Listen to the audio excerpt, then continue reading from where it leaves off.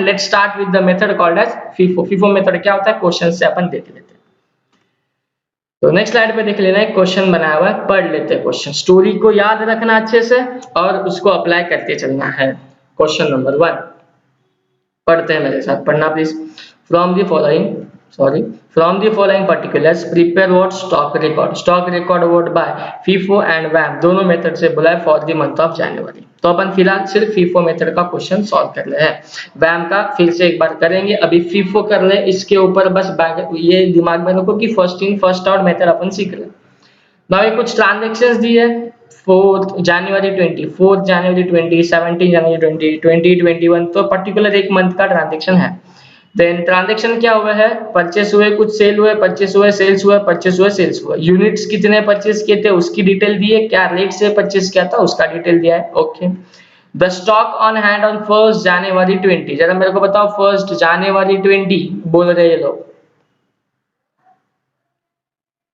1 जनवरी 20 मतलब beginning of the month, yes beginning of the month, मतलब opening stock on hand was 50 units at the rate of 25 each. तो question में हमेशा इतनी डिटेल्स आपके पास रहेगी, ओपनिंग स्टॉक है तो कितना है, परचेस क्या किया, सेल कितना किया, परचेस कितना किया, सेल कितना किया। बस थोड़ा टाइम पहले मैंने कुछ बात किया था, दैट इज कि ये अपन जो कर रहे हैं स्टॉक रजिस्टर जो मेंटेन कर रहे हैं by FIFO method. By FIFO method क्या इसके अंदर मैं परचेस और सेल कर रहा हूँ, नहीं, परचेस सेल तो परचेस और सेल्स डिपार्टमेंट कर रहा है, मैं रामू हूँ और मैं जस्ट क्या कर रहा हूँ, उन स्टॉक रिकॉर्ड स्टॉक रजिस्टर को मेंटेन कर रहा, तो मुझे फर्क नहीं पड़ता गुड्स परचेस करके आया कि चोरी करके आया, मैं तो बस अपने स्टॉक रजिस्टर में रिकॉर्ड करूंगा गुड्स आया। ओके, गुड्स मैं जैसे गोडाउन से बाहर निकालूंगा, जैसे गुड आउटवर्ड मूवमेंट होएगा गुड्स का, तो ये फर्क नहीं पड़ता गुड्स बिकने के लिए जा रहा है या फोकट में एडवर्टाइजमेंट पर्पज के लिए ऐसे ही बांटने के लिए जा रहा है, मैं तो बस उसको क्या कर दूंगा, मेरे गोडाउन से बाहर गया मैं उसको इशू रिकॉर्ड करूंगा। तो यहाँ पे अगर यहाँ पे अच्छे से देख पा रहे हो तो यहाँ पे क्या लिखा है, रिसीट्स, यहाँ पे क्या लिखा है, इश्यूज। मैं यहाँ पे परचेस नहीं लिखा, यहाँ पे सेल्स नहीं लिखा, ठीक है। बहुत सारे स्टाफ, बहुत सारे स्टूडेंट्स का ये गड़बड़ होता है कि यहाँ पे परचेस लिखते हैं, यहाँ पे सेल्स लिखते हैं। प्लीज यार, I am not going to purchase और सेल्स द गुड्स, मैं बस गोडाउन से गुड्स क्या कर रहा हूँ, रिसीव्ड कर रहा हूँ या तो क्या कर रहा हूँ, बाहर भेज रहा हूँ। That's why I am writing over here receipts and issues. Please purchase और सेल्स मत लिख लेना, मत लिखना प्लीज, रिसीट्स लिखो एंड इश्यूज लिखो। ओके चलो आगे बढ़ते हैं, एक एक एडजस्टमेंट है।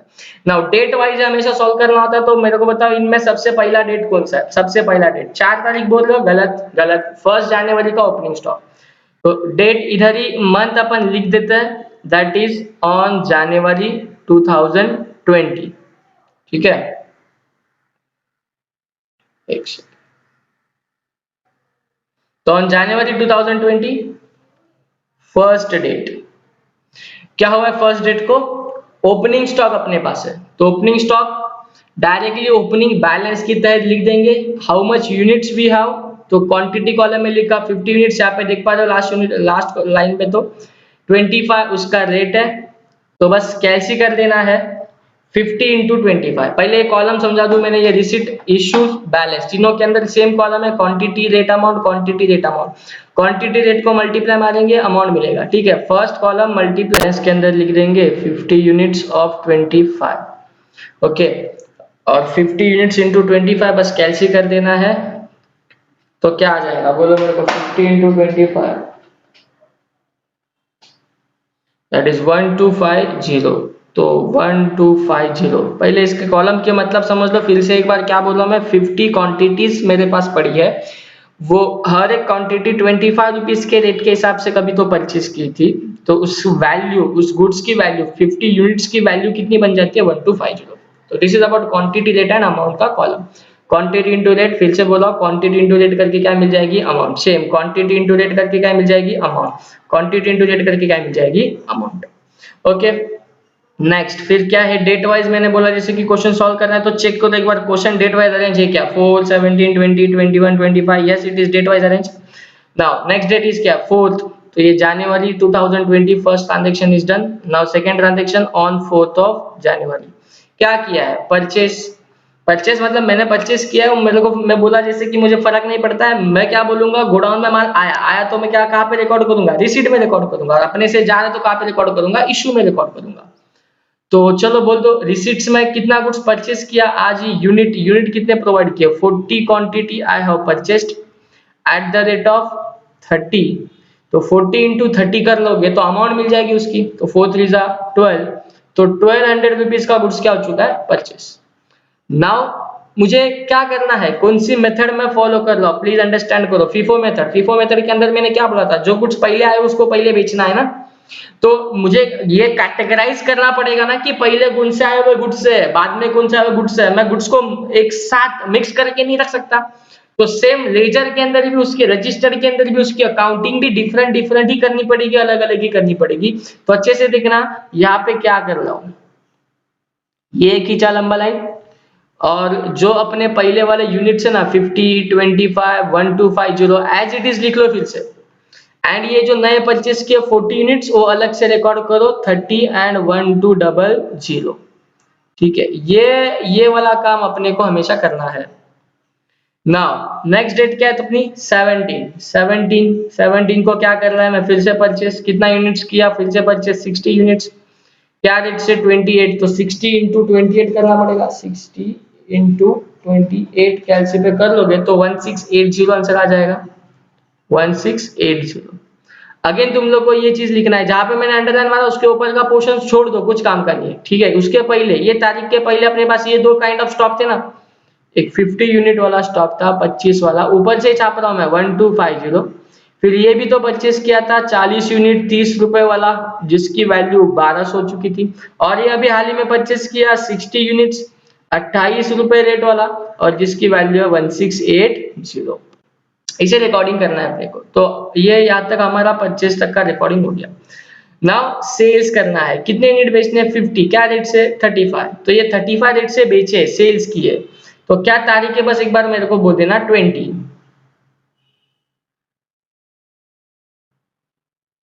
तो 20th को यूनिट सेल करना है मेरे को, बोलो मैं फिर से रिसीट में लिखूं कि इश्यू में लिखूं, इश्यू में लिखना पड़ेगा ना। अभी यहाँ पे कुछ नहीं आया था डिटेल, ओके। और अभी रिसीट में कुछ डिटेल नहीं आएगा because we are going to sales. तो सेल्स कितना unit, 50 units. And most of the student जो गड़बड़ करते हैं, सेल्स 50 यूनिट्स, रेट क्या है 35, मैं यहाँ पे 35 रेट नहीं लिखूंगा, लिख के काट रहा हूं मैं, प्लीज अंडरस्टैंड करो।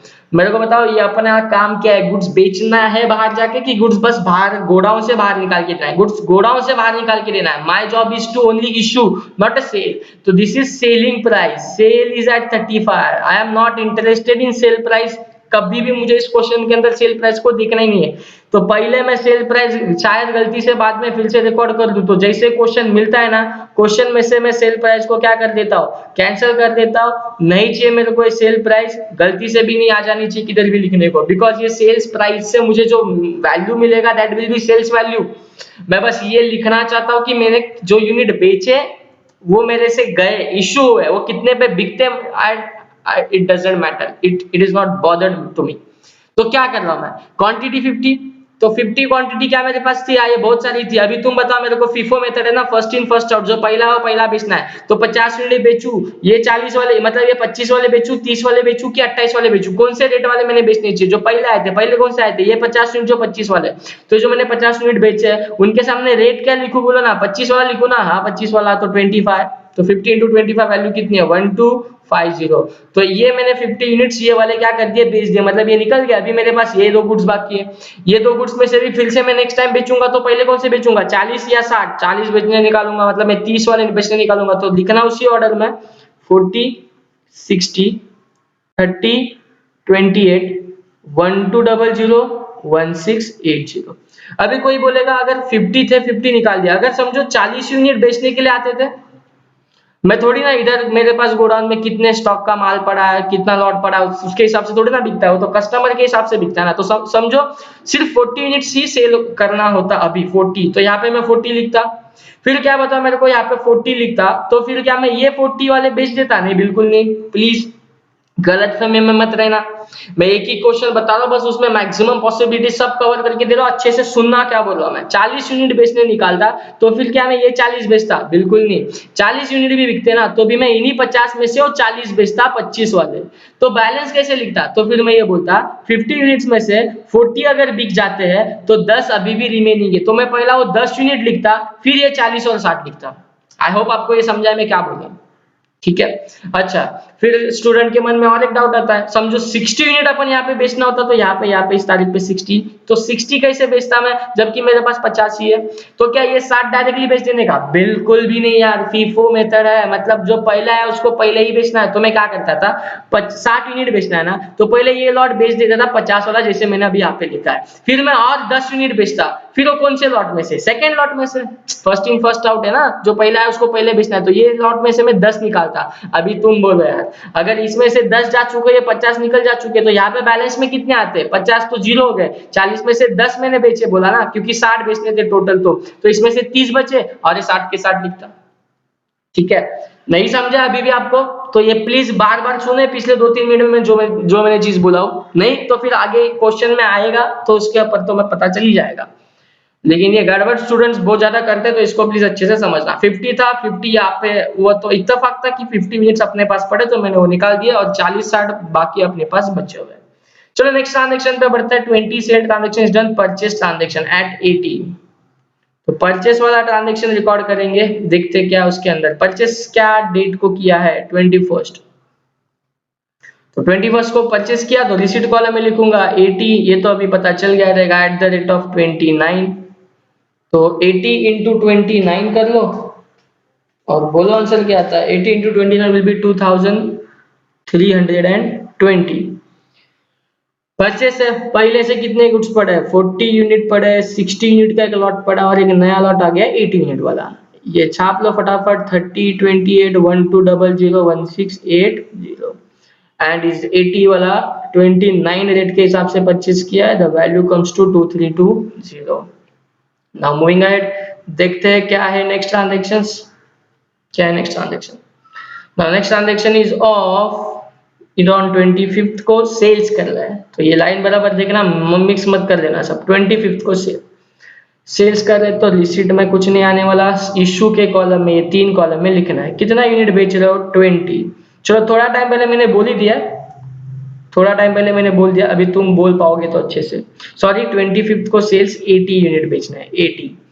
तो बताओ मेरे को 80 यूनिट बेचना है, तो ये वाला 80 बेच दे क्या? अपने पास 80 का लॉट पड़ा है तो नहीं, तो ये लीफो हो जाएगा यार, लास्ट इन फर्स्ट आउट हो जाएगा। फीफो करना है, मतलब जो पहले रिकॉर्ड किया ना उसको पहले बेचो। इसके लिए तो अपन ये रिकॉर्ड कर लेना बार बार, क्योंकि वो हर टाइम थोड़ी ना अपन ऊपर जाके देखते रहेंगे यार पहला कौन सा आया था, उसमें से कौन सा बचा। इसके लिए हर टाइम में बैलेंस लिखते हैं, ताकि नेक्स्ट डेट पे पता चले यार हाँ ये बैलेंस है। इसके पीछे का कहानी छोड़ देना अपने को, इसके पीछे का कुछ काम का नहीं है, बस यहाँ से अपने को सब इंपॉर्टेंट चीज है, यहाँ से सब मिलने वाला है। तो बताओ ना प्लीज, 80 यूनिट्स बेचना है, ये 80 बेचू, आंसर इज बिग नो। अच्छा ये 60 और इसमें से 20 बेचू, again answer is big no. तो चलो बोलो आंसर, तुम लोग को मालूम है। अरे 80 बेचना, लेकिन यहाँ पे तो सिर्फ 40 है, तो क्या करो, पहले 40 तो खत्म कर। तो ये 40 यूनिट्स में निकाला 30 रुपीज वाला, 30 रेट वाला, जिसकी वैल्यू है 1200, बट 40 थोड़ी बेचना है, 80 बेचना है, तो और 40 कम है, तो ये 60 में से निकालू कि 80 में से निकालू? बोलो ना, परफेक्ट 60 में से निकालेंगे यार, फीफो में तेरा बार बार बोल रहा हूं मैं। 40 यूनिट्स उसमें से निकाल दिए, इसमें से 60 में से। कितने वाले थे वो? 28 वाले, तो थोड़ा कैलसी करना पड़ेगा। 40 इंटू 28 कितना होता है? 40 इंटू 28 आंसर करेंगे तो 1120 आ जाता है, 1120। अब बोल दो मेरे को क्या बैलेंस है अपने पास। ये 40 यूनिट पूरे बिक गए, ये 60 में से 40 बिक गए, मतलब उन 60 में से अभी भी कितने यूनिट बाकी है? 20। ठीक है, नीचे लिखता हूं 20 यूनिट्स बाकी है। ये 60 में से, 60 में से, थोड़ा अच्छे से अंडरस्टैंडिंग आएगा क्या बोल रहा है। ये 40 वाले नील हो गए, ये वाले पूरे नील हो गए, 60 में से 40 तो 20 बचे, रेट तो वही है 28, तो 20 इंटू 28 कर लो कैलकुलेटर, 20 इंटू 28 आंसर आ जाएगा 560। और एक तरीके से कर सकते तो 1680 का था, 1120 का बेचा तो बचा 560। ओके, वैसे भी माइनस करके आ जाएगा तुम्हारा सेम ही आंसर। और ये 80 वाले यूनिट्स का क्या हाल है? 80 वाले यूनिट्स का तो अब तक कुछ भी नहीं हुआ, वो तो वैसे के वैसे पड़ा है। तो 80 29 वाले 2320 वो गुड्स अपने पास एज इट इज अभी भी पड़े हुए हैं। तो this is all about up to the transaction 25 जनवरी तक सब हो चुका है। तो अगेन 28 को क्या कर रहे हैं, सेल्स कितना यूनिट कर रहे हैं 28। तो ऑन 28 सेल कर रहे तो इशू कॉलम में थोड़ा स्पीड बढ़ा रहा हूं मैं अभी, 20 यूनिट्स है क्या, हाँ है, पहले वाले में से निकाल देंगे 20 यूनिट्स। क्या रेट वाले निकालने पड़ेंगे 28 में, तो बताओ क्या मैं ये रेट देखते जा रहा हूँ आगे वाले, कुछ काम की नहीं, इधर इधर क्वेश्चन में बोल रहा हूँ सेल्स के आगे का rate is sale price, we are not interested in sale price. Okay, तो ये 28 लिखूंगा इधर से ही, यही वाला रेट छापना है जो बैलेंस में लिखा है। परचेस के टाइम पे परचेस का रेट में देख रहा हूँ, ये वाला परचेस के टाइम पे परचेस का रेट ही लिखना है। तो 2028 560 ये बेच दिए, तो बच्चे सिर्फ अभी कितने यूनिट्स 80 यूनिट्स 29 रुपीज वाले, जिसकी वैल्यू है 2320। नाउ नेक्स्ट 20th के बाद क्या है, 30 को परचेस किया 100 यूनिट्स, तो 30th को परचेस, परचेस मतलब रिसीट में लिखूंगा 100 यूनिट्स क्या रेट से 26, तो वैल्यू आ जाएगी 2600। और बैलेंस लिखते समय प्लीज गड़बड़ नहीं, पहले वाला बैलेंस एज इट इज लिखो, फीफो मेथड है, गड़बड़ हो जाएगी नहीं तो। और ये 100 हमेशा नीचे लिखा करो जो लेटेस्ट परचेस है of 26 and last transaction that is on 31 को सेल करना है 90 यूनिट्स। तो चलो सब पॉसिबिलिटी जो मैं यहाँ पे थोड़ा टाइम पहले यहाँ पे बोल रहा था ना वो क्लियर हो ही चुकी है। 31 को क्या कर देना है सेल, तो मैं लिखूंगा इशू कॉलम के अंदर 90, लेकिन चेक करो है क्या इधर 90, पहला लॉट 90 का नहीं है, तो पहले 80 निकाल दूंगा इस लॉट में से और 100 में से निकाल दूंगा 10, तो टोटल कितने बिक गए 90। 80 पूरे के पूरे खत्म हो गए, 29 वाले 2320 वाले, 100 में से 10 निकालने पड़े 26 रेट वाले, यही सेम रेट छाप रहा हूं, तो 260 वैल्यू यहाँ पे हो गई। तो बताओ ना मेरे को फाइनली बैलेंस कितना बचा, 80 का तो नील हो गया, 100 में से 10 बेच दिया तो बचा कितना यूनिट 90 यूनिट्स बचा 26 रुपीज वाला। तो 90 इंटू 26 कर दो, 90 इंटू 26 विल बिकम 2340। और इसके साथ सब ट्रांजेक्शन्स खत्म, तो मैं ऐसा बोल सकता हूँ as on month end that is on January 2020 I have the 90 units of closing stock and the value of which is 2340। तो this is all about the FIFO method, ये हमने सॉल्व किया है फीफो वाला क्वेश्चन। आई होप आपको clear है, नहीं समझा है तो प्लीज इसको बार बार उसको रिकैप करते रहना, अच्छे से देखते रहना। तो चलो मैं आगे बढ़ रहा हूँ without wasting any time. Same question अपन सॉल्व करेंगे बाय वैम method, weighted average method. Same question करेंगे तो आपको दोनों मेथड का कंपैरिजन पता चलेगा कि क्यों ये मेथड एक दूसरे से अलग है। तो चलो वैम मेथड पे आ रहा हूँ, ये सॉल्यूशन अच्छे से ले लिया तुम लोग ने सबने, स्क्रीनशॉट ले लो या लिख लो मेरे साथ, पॉज करके लिख लो। वैम मेथड पे मैं जा रहा हूँ सिमिलर क्वेश्चन के लिए। क्वेश्चन तो अभी तुम्हारे दिमाग में फिट हो चुका रहेगा, ठीक है। क्या क्या था क्वेश्चंस के अंदर,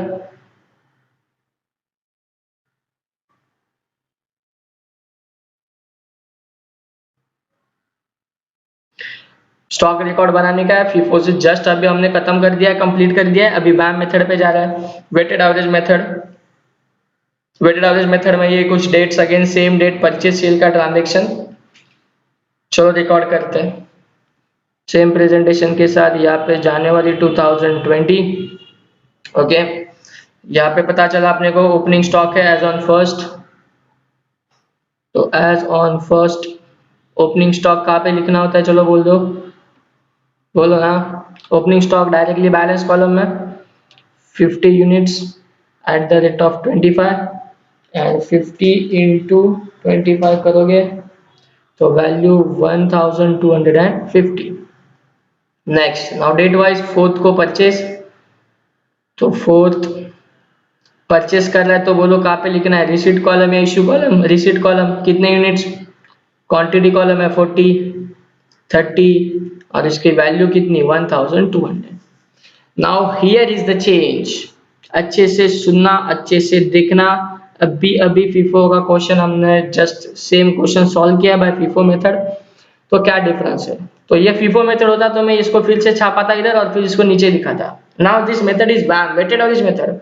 मतलब this business, this organization is does not bothered about the first in first out method, मतलब उनको पहले कौन से गुड्स आए बाद में कौन से गुड्स आए इससे कुछ लेना देना नहीं है. All goods are durable, all goods are same kind of goods. तो what goods they have, they हमेशा वो क्या करेंगे, मिक्स करके रखेंगे, कौन सा भी यूनिट उठा के बेच देंगे. That's why we are following average method ना, ऑन एन एवरेज मेथड. तो यहाँ पे क्या करना होता है, अच्छे से सुनना. 50 यूनिट्स की क्वांटिटी पहले से थी, 40 की अभी नहीं आ गई. परचेस करने से यूनिट्स बढ़ जाते कि कम हो जाएंगे, बढ़ जाएंगे. तो मैं इसको है ना 50 40 अलग अलग नहीं रिकॉर्ड करूंगा, जस्ट लाइक अ फीफो अलग अलग नहीं करूंगा. वैम मेथड है ना, मैं सीधा बोलूंगा 50 यूनिट से 40 और परचेस किए, now my total units are become 90. समझाए क्या. तो कोई बोलेगा अभी रेट क्या लिखे, 25 लिखे कि 30 लिखे. रुक रुक रुक रुक, कहीं नहीं कर. वैल्यू वैल्यू ऐड करके लेने का, क्या करने का, वैल्यू वैल्यू ऐड करने का. तो 1250 प्लस 1200 ऐड करोगे ना तो आ जाएगा 2450. और रेट अभी अपन रिवर्स में निकालेंगे, ठीक है, रेट रिवर्स में निकालेंगे. कैसे निकालेंगे, मैं अभी के लिए इधर कैलकुलेशन लिख देता हूं, तुम लोग को ये कभी लिखना नहीं होता है, बस तुम्हारे अंडरस्टैंडिंग के लिए लिख रहा हूं. 2450 की जो वैल्यू आई ना उसको डिवाइड करेंगे बाय 90. ये काम हर टाइम करना है और अपने को यहाँ पे क्या मिल जाएगा, रेट मिल जाएगा. रिवर्स काम करते हैं, फिफो जैसा नहीं यहाँ पे. तो 2450 कैलसी लिया, उसको डिवाइडेड बाय 90 किया, तो एक रेट मिल गया, दैट इज 27.22. तो ये लिख दे इधर 27.22. ये कैलकुलेशन शो नहीं करना है प्लीज, ठीक है. आगे बढ़ू. नेक्स्ट अभी क्या हुआ है, 17 को क्या कर ले, अगेन परचेस. कितना यूनिट परचेस किया, 60. तो 60 लिखा, क्या रेट से, 28. तो 60 इंटू 28 कर लेते हैं. 60 इंटू 28 दैट इज 1680 आया.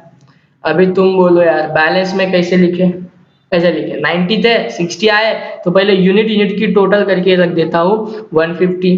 फिर क्या करना पड़ेगा, वैल्यू वैल्यू का टोटल. तो कैलसी पे 2450 प्लस 1680 ऐड कर लेना, तो वो हो जाएगा 2000 3000 4000 4130 हो जाएगा. 4130, ये वैल्यू निकाल दी. अभी 4130 को डिवाइड बाय 150 करेंगे, यहाँ पे रेट मिल जाएगा. ये कैलकुलेशन नहीं शो कर रहा मैं फिर से, तुम लोगों को नहीं करना है सॉल्यूशन के अंदर.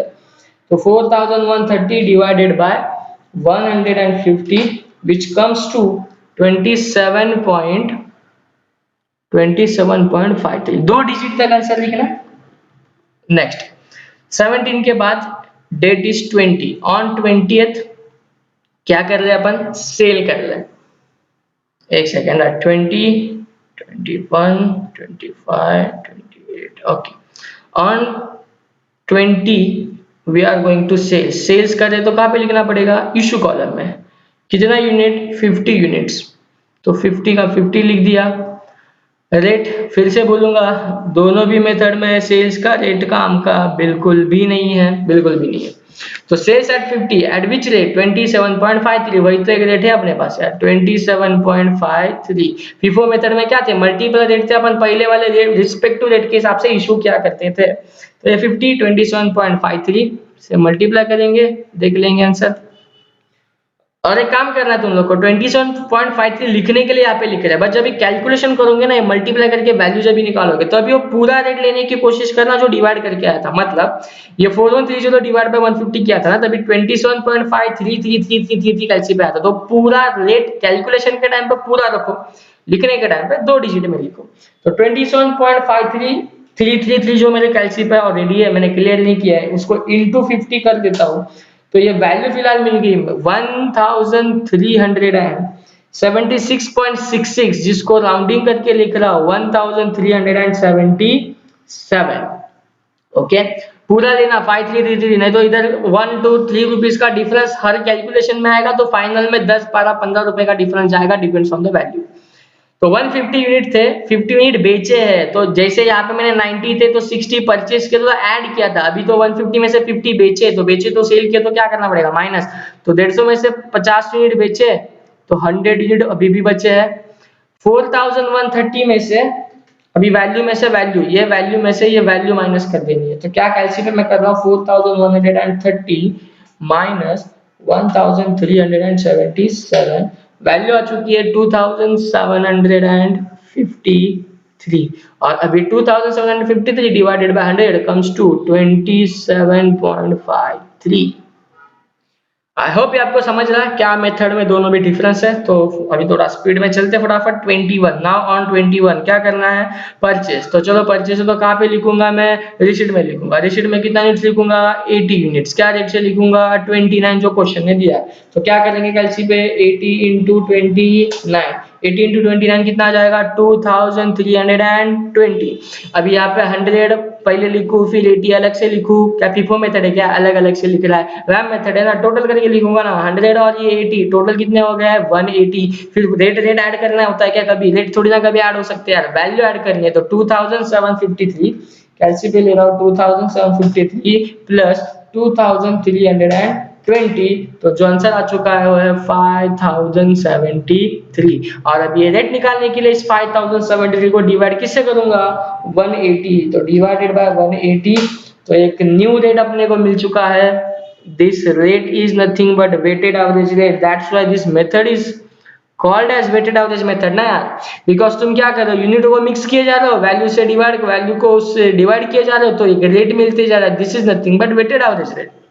और थोड़ा इसके ऊपर ज्ञान तो आपको, तो मैं ये ऐसा बोल सकता हूँ, यूनिट है ना, मैंने पहले यूनिट है ना मेरे पास 25 वाले थे, बराबर है, यहाँ पे दिख पा रहे हो, तो थोड़ा समझ लो क्या कर रहे हैं, तो मतलब नहीं, लॉजिक समझो। 25 यूनिट 25 रुपए पे मेरे पास कुछ पहले से गुड्स थे, 30 पे मैंने और खरीदे, दोनों मिक्स करके रखे। तो अभी ना ही सबका वैल्यू 25 है, ना ही सबका वैल्यू 30 है ना, क्योंकि 30 रुपए वाले गुड्स 25 वाले से मिक्स हो जाने से 25 वाले की वैल्यू बढ़ गई, बट 30 वाले की वैल्यू कम हो गई। अरे बोलो ना। तो ऑन एन एवरेज उसकी वैल्यू 27 पे आ चुकी है, 27.22 अप्रॉक्स। ये ऐसे चल रहा है ये सब, समझ पा रहे हो। तो अगेन फिर से एक बार बोल दूं तो 90 यूनिट्स मेरे पास थे, मैंने 60 और खरीदे, बट जो और दोनों को मैंने मिक्स करके 150 यूनिट इकट्ठा रख दिए। अभी जो 90 थे वो 27 वाले थे, और जो 60 मैंने खरीदे वो 28 वाले। तो मेरे को बोलो ना, अगेन दोनों 20, सब यूनिट थोड़ी ना 28 रुपीज के, तो दोनों मिक्स होने से उनकी एक एवरेज रेट आ गई, दैट इज 27.53। ये सिलसिला, इसके लिए रेट चेंज होते जा रहा है, because we are following weighted average method. चलो 21 डेट के बाद क्या करना है, 21 के बाद 21 का परचेस, ये डन, ये डन, ये डन, ये भी डन। 80 नाउ सेल्स करना है 80 यूनिट्स का, तो on 25th cell of 80 units. और एक डिफरेंस अगर अच्छे से अंडरस्टैंड कर लिया तुमने ऑलरेडी, तो मैं यूनिट बार बार लिखने की जरूरत नहीं पड़ती, क्योंकि अपन टोटल करके लिख रहे हैं ना यार। तो 25 को सेल किया, कितना यूनिट, 80 सेल किया, तो इश्यू कॉलम में 80 यूनिट्स। 80 यूनिट्स रेट थोड़ी ना देखना होता है, 180 में से 80, तो ये रेट फिलहाल छाप लेने का इधर 28.18। तो कैलसी कर लेते हैं 28.18, लेकिन जैसे मैंने बोला लिखने के लिए 0.18 लिखा, बट तुम एक्चुअल पूरा रेट रख लेना, जो अभी भी मेरे पास कैलसी में तुम्हारे पास भी वो होना ही चाहिए 28.18। ये अभी जस्ट डिवाइड करके निकाला था, जिसके आगे 28.18 के आगे 3333 है, तो वो पूरा ले लो फॉर कैलकुलेशन पर्पस। तो ये जो रेट पूरा कैलसी पे पड़ा, अगर तुमने क्लियर कर दिया तो फिर से डिवाइड कर लो, पूरा रेट आ जाएगा। लिखने के लिए 2 डिजिट लिखने का, कैलकुलेशन के लिए पूरा लेने का, इनटू 80 कर लेते हैं, into 80, and the value comes to 2254 है। तो वैल्यू को हमेशा राउंडिंग करते हुए मैं लिखता हूँ 2255, 222255। नाउ 180 में से 80 भेज दे तो बचे कितने, 100। 5073 में से 5073 वैल्यू के गुड्स में से 2255 के गुड्स, इसमें से इतने गुड्स बिक गए, तो minus 2255 and the value comes to 2818। और अभी इसको डिवाइडेड बाय 100 करेंगे तो एक रेट मिलेगा, दैट इज 28.18। मैं क्यों बोल रहा हूँ लिखने के लिए 2 डिजिट लिखो बट पूरा रेट लो। अगर ऐसा नहीं करते हो ना तुम, तो क्या हो जाएगा मतलब, मैं इधर थोड़ा बहुत 2-4 रुपए का फर्क आएगा पॉइंट की वजह से, पूरे नंबर पॉइंट डिजिट ना देने से, और ये वाला रेट फिर क्या आएगा, माइनर चेंज होते रहेगा, जबकि वो चेंज नहीं होना चाहिए था। 28.18 28.18 एज इट इज। मैं एक बार और एक चीज अच्छे से बोल दूं तो यहाँ पे देख पा रहे हो क्या तुम, ये रेट 27.53, यहाँ पे भी सेम, फिर ये चेंज हो गया यहाँ पे सेम। तो क्या हो रहा है, जब भी तुम गुड्स सेल करते हो ना, तो your rate will become same, rate same ही रहता है। एक सेल का ट्रांजेक्शन था सेम, इधर इसके बाद सेल था तो सेम। तो ये दोनों में रेट अलग अलग क्यों हो गया, क्योंकि इसके बाद हमने क्या किया था, परचेस किया था। तो जब भी परचेस होएगा तभी गुड्स वेटेड एवरेज रेट नया आ जाएगा। सेल्स के टाइम पे वो वेटेड एवरेज रेट कंटिन्यू वही वाला चलते रहेगा। Now after 25 on 28 28 को क्या कर रहे हैं फिर से, सेल कितना यूनिट 20, सेल से तो इशू कॉलम में लिखूंगा 20 यूनिट्स, रेट वही लिखेंगे 28.18, वैल्यू तो मैं निकाल देता हूँ फिलहाल, बोल दो मेरे को 100 में से 20 बेच दिए तो बचे कितने 80। तो चलो कैलकुलेशन करते हैं, 20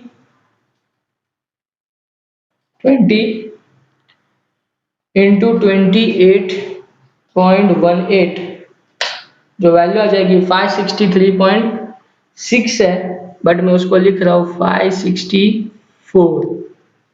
फिर जैसे कि मैंने बोला 2818 में से 564 माइनस करो, 2818 में से minus 564, you will get 2254। And sale हुआ है ना, सेल तो रेट थोड़ी बदली होगा, रेट विल बिकम, कैलसी कर लो 28.180 आ जाएगा। नाउ आफ्टर 28 बस दो transaction and the question gets over. 30 on 30th January we are going to purchase, तो रिसीट कॉलम में लिख रहा हूँ 100 यूनिट्स, रेट ये वाला लिख रहा हूँ, आदत मत लगा देना ये वाली रेट लिखने का, परचेस के टाइम पे परचेस का रेट क्वेश्चन से उठा के लिखने का 2600, गड़बड़ मेरे को मालूम है ना तुम क्या करते हो, गड़बड़ सब पता है मेरे को, समझ लो जरा क्या कहाँ पे है, छोटी छोटी गलतियां मत कर देना, सिंपल चैप्टर है कुछ है नहीं इसमें। चलो ये रिसीट किया, पहले से 80 था अभी 100 आया, 180 हो गया। कुछ लोग तो उसी फेज में रहेंगे माइनस करने के, अरे -20, अबे परचेस किया रे, रिसीट है ऐड करूंगा ना 180, 2600 प्लस 2254 करेंगे तो आ जाएगा 4854, 4854 एंड इसको डिवाइडेड बाय 180, तो एक रेट आ गया दैट इज 26.966666, लिखने के लिए लिख रहा हूँ 97 राउंडिंग करते हुए, बट कैलसी पे मेरे पास वो पूरा रेट पड़ा है, मैंने कैलसी क्लियर नहीं किया है, करना भी नहीं है। Now this after this purchase 30 के बाद एक लास्ट सेल जो कैलसी पे रेट पड़ा है वो काम आ जाएगा, 31 पे सेल कर रहा हूँ तो इश्यू कॉलम में लिख रहा हूँ 90 यूनिट्स, ये रेट नहीं लिखना है मेरे को, ये रेट लिखने के लिए 26.97 लिखना है, बट कैलसी पे मेरे पास जैसे मैंने बोला पूरा रेट पड़ा है।